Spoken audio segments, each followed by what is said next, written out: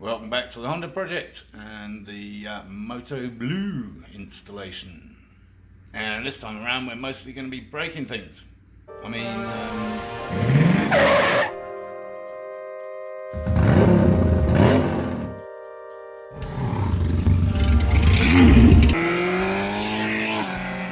doing brake things.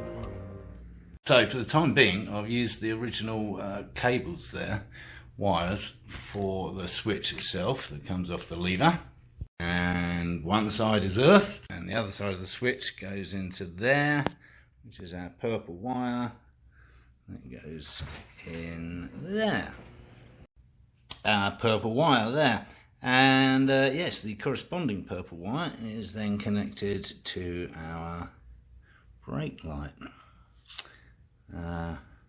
there, which is that boy there. So let's see what happens. System's on. We have light, we have running light, and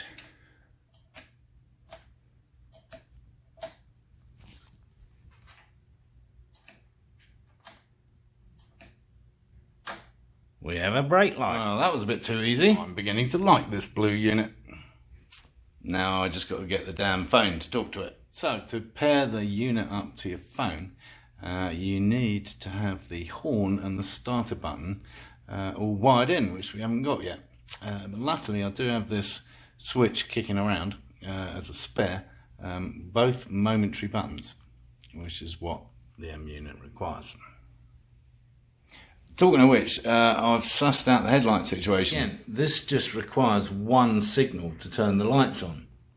And this dual switch is confusing the situation. So with this switch, it's a little bit contrived, but let me try and run you through it. So, turn the system on, we have our running light. One click and then back to the off position gives you your headlight. And then for high beam, same deal, one click back to the off position and it stays on. If you leave it, it goes off. Let's just run through that again. So on, off, headlight, on, off, beam, off. And that's actually on, in theory, but it's not. Yeah, so that's how it works. It's just pulses. On, headlight, high beam, back to headlight, off. Could get a little confusing when you're riding. Thank God we've got the permanent running light, eh?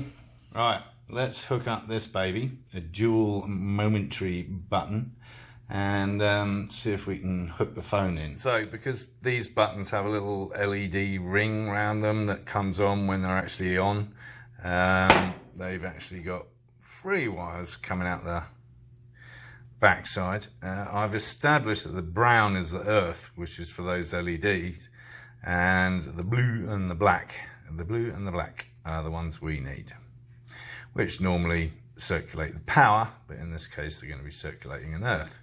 So we've hooked the black into our earth terminal and the blue into another one of these temporary connectors, and then that wire is going into that one there, 8th one down.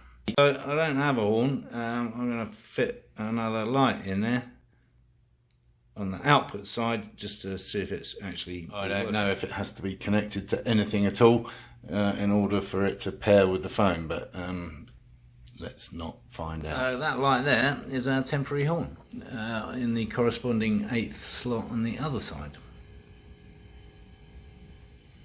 Power on, all kinds of lights coming on, and this should be the horn. Yay! There you go.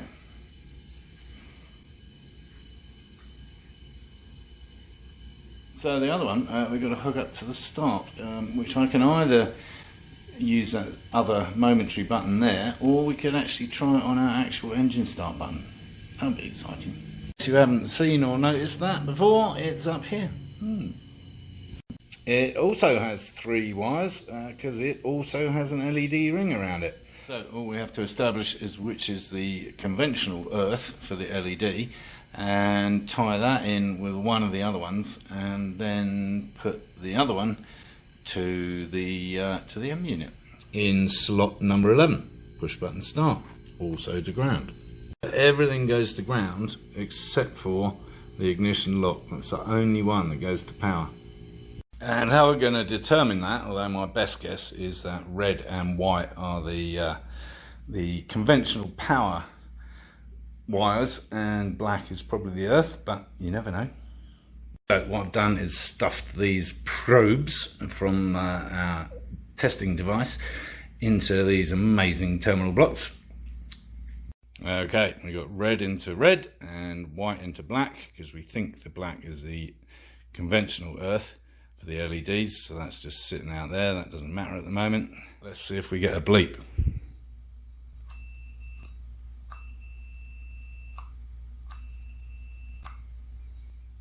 Perfect. Good guess, eh? Getting better at this. So we've got our black and white going into the same terminal of this temporary earth junction, and we've got our red waiting there to come down to the M-Unit on the start button. Don't get confused with red and white. That's just a temporary bit of stuff I had lying around that is providing our earth on the frame. There, out of focus. I know, it's all very precarious. And the red is connected to our yellow, which we'd already designated as starter motor, down there. And we've got 2 wires coming out the other side, which of course aren't connected to anything at the moment.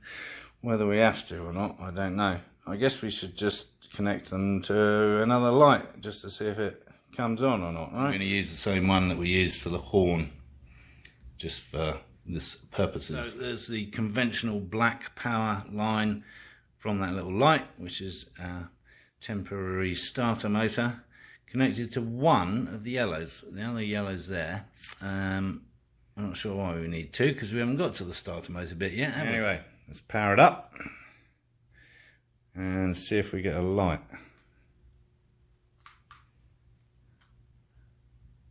We do not. Try the other yellow cable. Tried both individually and both together. Nothing. What seems to be happening is that it seems to be talking to the headlight, which is not what should be happening. Not talking to anything now. There you go.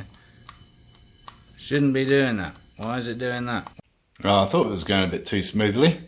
Oh, I'm wondering if it's some kind of default setting that as soon as you hit the start button, the headlight comes on. But we won't know that until we pair the thing up and see what the default settings are. Or do I have to read the instructions again? And when I say again, I mean, obviously what I mean is, do I have to find the page that that's on out of the 43 pages or whatever the hell? As you can see, I've actually wired up the real back light, situated in the seat. What I haven't done just yet is cut these to length, because I don't know where I'm going to route them and how we're going to do that. Because we want kind of easy access to be able to unplug them when you take the seat off. I'm thinking they can sit in the back of our tray there somewhere. What I have discovered is that it's quite difficult to jam 2 wires into one slot. Basically, I wanted the running light, our halo light at the front, and our rear running light to come on out of the same auxiliary slot. The wires themselves fit in. It's the casing, the plastic casing is a little bit too thick.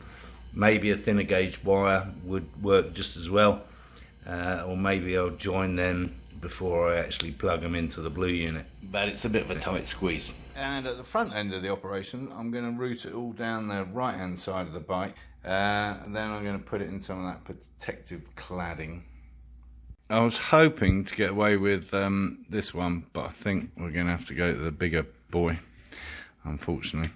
And then next up, I'm going to need to find a different, better solution to tie on all the earths, all the grounds, I think, because I think we're going to need more than 5. Well, the good news is I managed to pair the unit with my phone, and it wasn't quite as contrived as some people let on.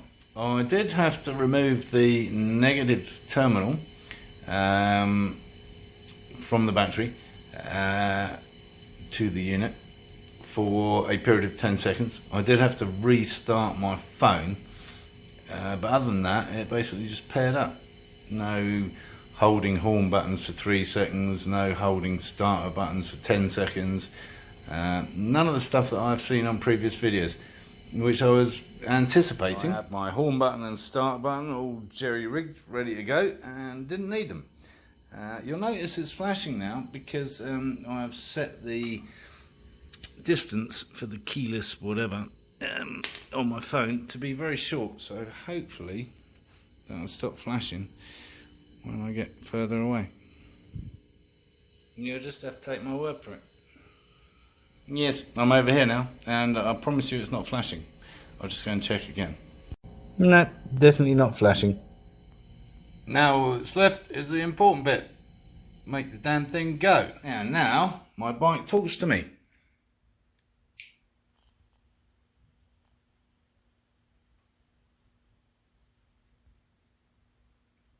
Set when the camera's on. So having got into the settings, I changed the handlebar controls to configuration C, most Japanese and European motorcycles, and that means that the light, as you can see there, low high beam, is on a switch rather than the push button. It's still a bit weird, so turn the machine on. There's our running light, nice orange light. Turn the headlight on, and actually it goes to full beam straight away, and then turn it into the off position and it goes to the low beam, and either way goes to high beam. So once it's on, you can't turn it off unless you turn the whole machine off, which is still a bit funky, but I suppose it's better than the last option. Well, I think that's enough excitement for one episode. Next time around, we'll be wiring up the ignition and the start switch and hopefully firing it up.